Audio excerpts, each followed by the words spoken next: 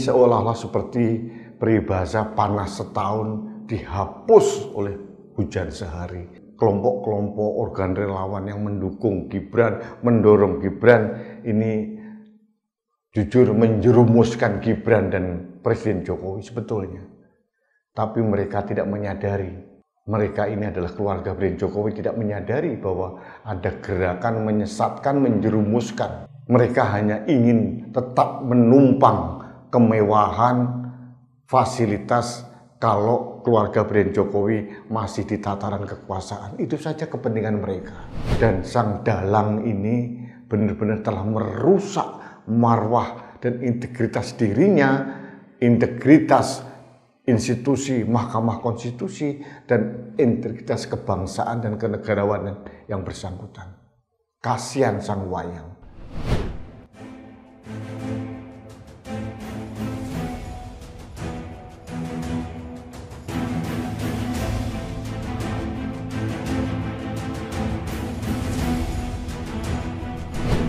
Halo sahabat Indonesia, kita bertemu kembali dalam Opini Rudy. Sahabat Indonesia, hari ini Jumat tanggal 20 Oktober 2023. Ada tidak kurang 50 badan eksekutif mahasiswa yang mengepung istana. Mereka protes keras terkait dengan putusan MK yang seolah-olah melempangkan jalan bagi putra presiden, yaitu Gibran Rakabuming Raka, untuk berkontestasi dalam Pilpres 2024. Sebetulnya protes mereka bukan karena usia muda atau apa, karena mereka mahasiswa juga suka sebetulnya dengan pemimpin muda. Tapi yang diprotes mahasiswa itu selaras dengan yang disuarakan oleh civil society, bahwa ada proses atau kepentingan yang diduga sangat tidak wajar dan aneh. Bahkan Hakim MK pun, Saldi Isra dan Arief Hidayat, juga mengemukakan keanehan-keanehan dan ketidakwajaran itu, sehingga membuat Hakim MK bingung. Kalau Hakim MK saja bingung, apalagi masyarakat, apalagi mahasiswa. Saya, Rudy S. Kambri, bersetuju dengan apa yang disuarakan oleh mahasiswa. Karena kalau benar dugaan-dugaan sedang ada proses pembangunan politik dinasti keluarga ini, meskipun ini tidak melanggar hukum, tapi ini sangat tidak elok dan melanggar etika kebangsaan kita. Itu yang disuarakan oleh mahasiswa, civil society, dan seluruh masyarakat yang terbengong-bengong melihat MK yang kredibilitasnya dipertaruhkan demi kepentingan kelompok tertentu. Nah, kalau kita bicara MK, sebetulnya apa sih dan siapa sih yang menjadi objek sasaran dari keputusan MK?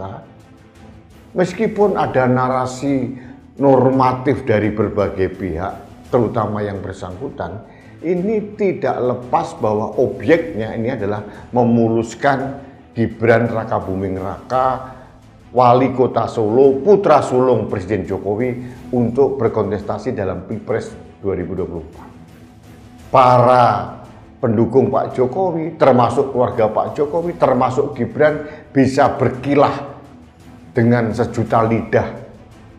Tapi masyarakat tidak akan mudah percaya begitu saja, karena prosesnya penuh dengan keanehan. Mengapa baru sekarang ini diajukan ke Mahkamah Konstitusi? Dan mengapa juga MK yang seharusnya menurut para pakar ini tidak masuk dalam ranah open legal policy, memaksakan diri memutuskan sesuatu yang bukan wilayahnya. MK dianggap mengamputasi kewenangan DPR dan pemerintah sebagai pembuat undang-undang. Ini suara-suara yang berkembang dan kita tidak bisa menafikan hal ini. Nah, apakah tiket atau jalan tol yang disiapkan oleh sang paman Anwar Usman ketua MK ini akan dipakai oleh Gibran Rakabuming Raka sang keponakan, kita tidak tahu. Karena sampai detik ini Partai Gerindra belum memutuskan siapa sih calon wakil presiden dari Prabowo Subianto. Kalau menilik Gibran Rakabuming Raka, jujur secara pribadi saya kasihan. Anak muda ini yang masih berusia 36 tahun ini mempunyai keterbatasan pengetahuan secara umum dan mempunyai keterbatasan dalam berkomunikasi publik. Sehingga jawaban-jawabannya sangat aneh untuk seorang wali kota, pejabat negara. Keanehan jawaban-jawaban ini yang singkat-singkat dan agak nyelekit ini memang khas dari Gibran. Ini menunjukkan bahwa memang dia tidak capable untuk berkomunikasi secara politik. Bagi saya Gibran ini hanya wayang. Wayang yang dipaksakan maju dalam kontestasi yang sedang diutak-atik atau dimainkan oleh sang dalang. Pertanyaannya siapa dalangnya? Kita tidak tahu, tapi yang jelas ada indikasi kepentingan ayahnya, atau mungkin didorong keras oleh ibunya, atau mungkin oleh kelompok-kelompok yang membonceng kemewahan kalau keluarga Presiden Jokowi masih di tataran kekuasaan, kelompok-kelompok relawan pendukung Jokowi yang pragmatis, kelompok-kelompok partai yang pragmatis, bisa saja. Kalau sang dalang ini bukan ibunya, bukan ayahnya, seharusnya sang ayah maupun sang ibu bisa memberikan ketegasan sikap untuk melarang anaknya dipermainkan seperti wayang. Tapi sampai sekarang kan tidak terlihat, tidak terdengar sang ayah maupun sang ibu menghentikan laju dorongan kepada sang putra. Ini terus bergulir sehingga wasangka publik terus berkembang. Jangan disalahkan. Kalau ada 56 BEM eksekutif mahasiswa seluruh Indonesia mengepung istana, jangan salahkan kalau civil society seperti Maklumat Juanda dikeluarkan, disuarakan. Jangan salahkan kalau berbagai kelompok yang mayoritas pendukung Pak Jokowi pun gemas gitu dengan pola tingkah dari Pak Jokowi dan keluarganya karena tidak ada ketegasan apa-apa. Selalu menjawab pertanyaan publik dengan normatif.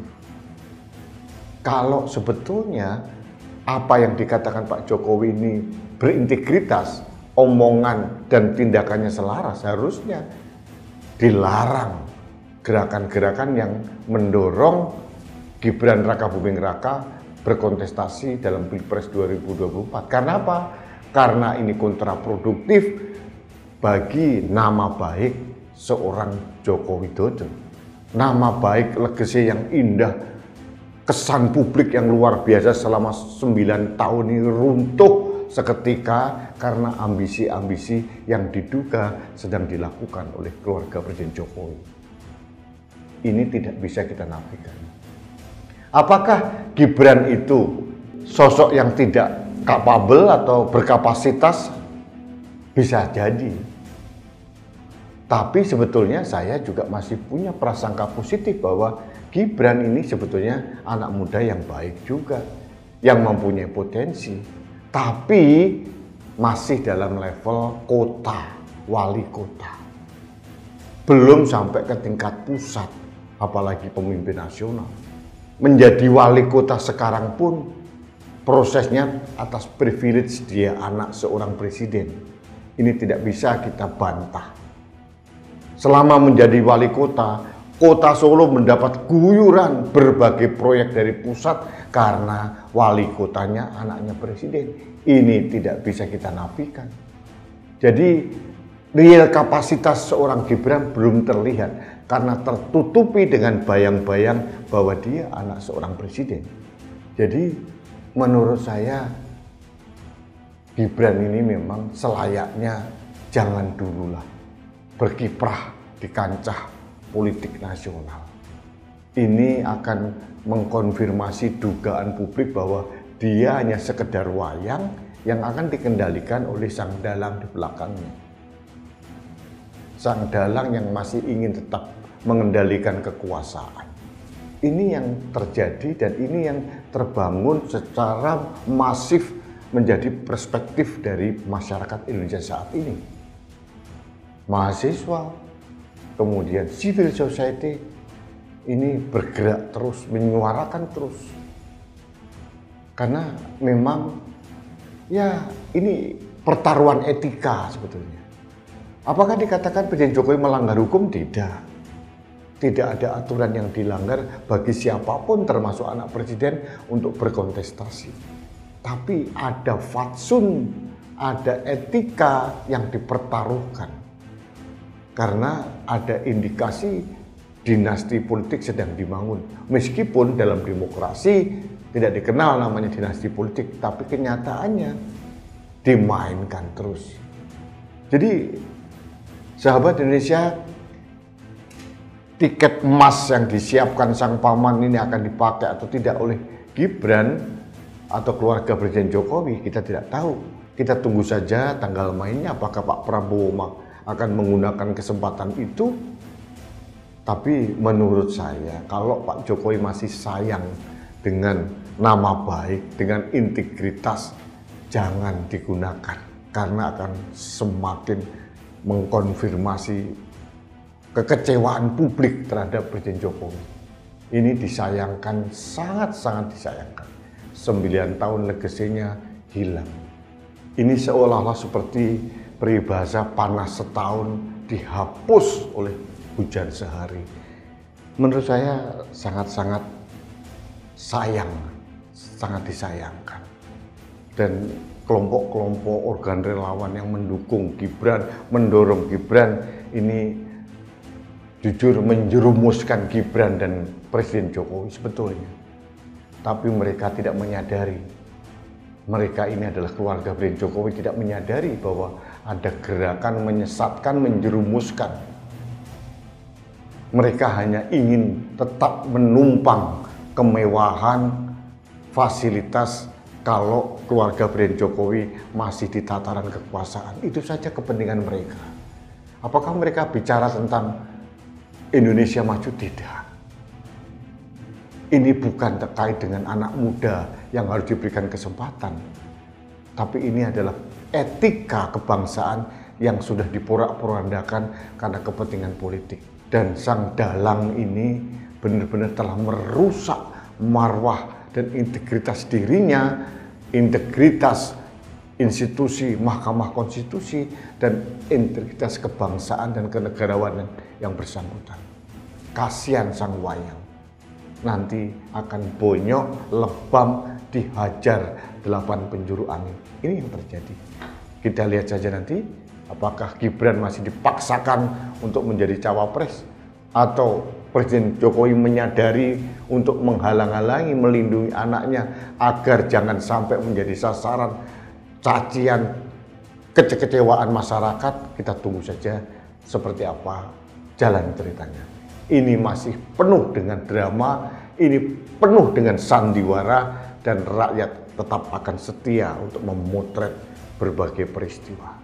Baik, sahabat Indonesia, demikian opini saya hari ini. Kita bertemu kembali dalam opini Rudi selanjutnya. Salam satu Indonesia, salam Pancasila, salam Indonesia berintegritas. Saya Rudi SK.